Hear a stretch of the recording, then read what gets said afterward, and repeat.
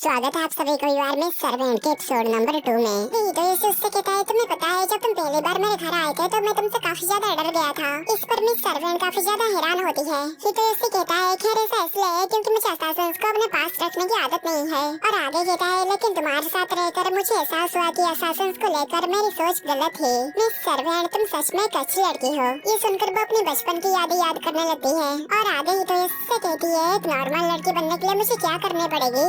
तो इससे कहता है ये तो थोड़ा सा मुश्किल सवाल है लेकिन मैं इसके बारे में सोचा हूँ। ऐसा लगता है तुम अपनी गलती को लेकर चिंतित हो लेकिन तुम्हें खुद ही कही थी कि यहाँ आने के बाद तुमने जो कुछ भी किया है वो तुम्हारे लिए नया है। जब तुम कोई काम पहली बार करते हो तो गलती होना नॉर्मल बात है। नेक्स्ट हमें अगले दिन का सीन दिखाया जाता है। यहाँ पर ये पपी भूख की वजह से जाग जाता है। आगे हम देखते हैं मिस सर्वेंट यहाँ पर सब्जी काट रही होती है तभी ये पपी उसके पास आ जाता है। इस पर ये काफी ज्यादा घबरा जाती है और कहती है आखिर ये छुप के मेरे पीछे कैसे आ गया। और आगे वो उस पपी से कहती है लगता नहीं तुम कोई साधारण कुत्ते हो। पर वो डॉग उसे ऐसे देखकर काफी ज्यादा घबरा जाता है और आगे मिस सर्वेंट को समझ आता है कि इसे भूख लगी है। दिन वो उसे खाना खाने के लिए दे देती है और कहती है शायद मैं ये समझ पा रहा हूँ कि ये डॉग कैसा महसूस कर रहा है।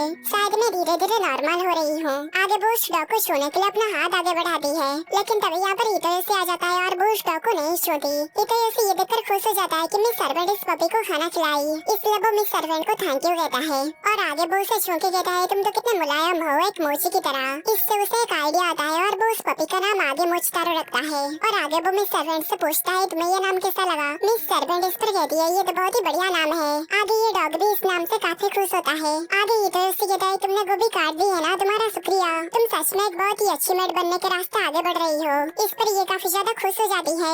आगे इटोयोशी डिनर बनाने के लिए जाने लगता है तभी आगे मोचतारो आके उसके साथ खेलने लगता है। इटोयोशी उससे कहता है तुम्हें इंतजार करना होगा, मैं डिनर बनाने के बाद हम खेलेंगे। तभी मिस सर्वेंट कहती है आप डिनर बनाने तक मैं इसके ऊपर नजर रख सकती हूँ। इटोयोशी कहता है क्या सच में। मिस सर्वेंट कहती है मुझे कुछ भी करके नॉर्मल बनना है। नॉर्मल बनने के लिए आपने मुझसे जो कहा था मैं वो करना चाहती हूँ। इस पर इटोयोशी कहता है तो ठीक है, मुझे तुम पर भरोसा है। मिस सर्वेंट ये सुनकर काफी ज्यादा खुश हो जाती है और आगे कहती है इस पपी को मुझ पर छोड़ दो। दिन हम देते हैं वो उस पपी को सहलाने लगती है। दिन वो उसे अपने गोद में बिठा के उसे और भी ज्यादा सहलाने लगती है और कहती है क्या ये सच में एक मोची है।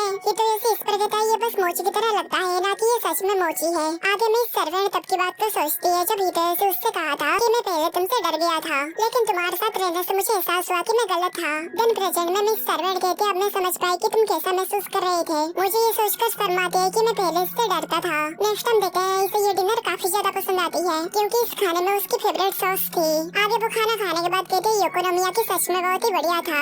इटोयोशी कहता है क्या सच में, तो क्या मैं तुम्हारे लिए और एक बना दूं। इस पर ये कहते है नहीं मैं आपको और परेशान करना नहीं चाहती। इटोयोशी इस पर कहता है लेकिन तुम्हें देखकर लगता है तुम और खाना चाहती हो। दिन वो उसके लिए और खाना बनाने के लिए जाता है और आगे कहता है अगर तुम्हें कुछ खाने के लिए मन करता है और अगर तुम उसे खाती हो तो ये नॉर्मल बात है। ऐसे ही तुम्हें जो करने का मन करता है तुम्हें वो करना चाहिए, तब जाके तुम एक नॉर्मल पर्सन बन पाओगे। इस पर मिस सर्वेंट कहती है अगर ऐसा है तो मैं चाहती हूँ कि आप मुझे भी एक नाम दे। इटोयोशी इस पर कहता है क्या तुम सच में ये चाहते हो कि मैं तुम्हें एक नाम दूं। मिस सर्वेंट कहती है हाँ ठीक वैसे ही जैसे तुम आगे मोचतारो को नाम दिए थे। इस पर इटोयोशी उसके नाम सोचने लगता है और कहता है तुम्हारी बर्थडे कब है। इस पर मिस सर्वेंट कहती है मुझे ये अच्छे से तो नहीं पता पर इतना पता है कि विंटर में आता है। इटोयोशी इस पर कहता है तो फिर तुम्हारा नाम युकी कैसा रहेगा, युकी यानी स्नो।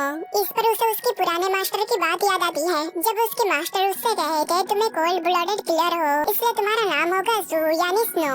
तभी इटोयोशी उससे कहता है क्या तुम्हें पता है मुझे स्नो काफी ज्यादा पसंद है। ये बहुत ही ज्यादा सफेद और सुंदर है और बर्फ को गिरते हुए देखना ये बहुत ही ज्यादा मजेदार है। ये सब सुनते हुए मिस सर्वेंट अपनी बचपन की यादों को याद कर रही होती है। इटोयोशी आगे कहता है क्या तुम्हें पता है बर्फ असल में गर्म होता है। ये बात सुनकर ये काफी हैरान होती है। इटोयोशी कहता है मैंने ये कहीं पर सुना था जब ग्राउंड के ऊपर बर्फ जम जाती है नीचे की मिट्टी और बीज जमते नहीं है और जब गर्मियों की मौसम आती है तब वो बीज पौधे बन जाता है। मैं सोच रहा था शायद ऐसा इसलिए है क्योंकि बर्फ उन्हें गर्म रख के उनकी रक्षा करता है। इस पर मिस मेड को अपनी सभी सवाल का जवाब मिल जाता है जैसे कि उस समय उसकी बॉडी अपने आप ही मूव क्यों की, आखिर उसे इतनी गर्मी क्यों महसूस हो रही थी, आखिर इटोयोशी क्यों उसके दिल को इतना ज्यादा छू लेता है। ये सब सोचने के बाद वो मन में कहती है अगर मैं यहीं रहूं, अगर मैं उसके साथ ज्यादा से ज्यादा समय बिताऊं तो मुझे लग रहा है कि शायद मैं इसका आंसर पा सकूंगा। आगे वो अपने नाम युकी के बारे में सोचकर खुश हो जाती है। दिन वो इटोयोशी से शुक्रिया कहती है इतनी बढ़िया नाम देने के लिए। इटोयोशी ये देखकर सोचता है ये अभी एक नॉर्मल लड़की की तरह हंस रही है। नेक्स्ट हम अगले दिन देखते हैं इटोयोशी की छोटी बहन इटोयोशी की पप्पी को देखने के लिए उसके घर आई थी और इतने में ये एपिसोड खत्म हो जाता है।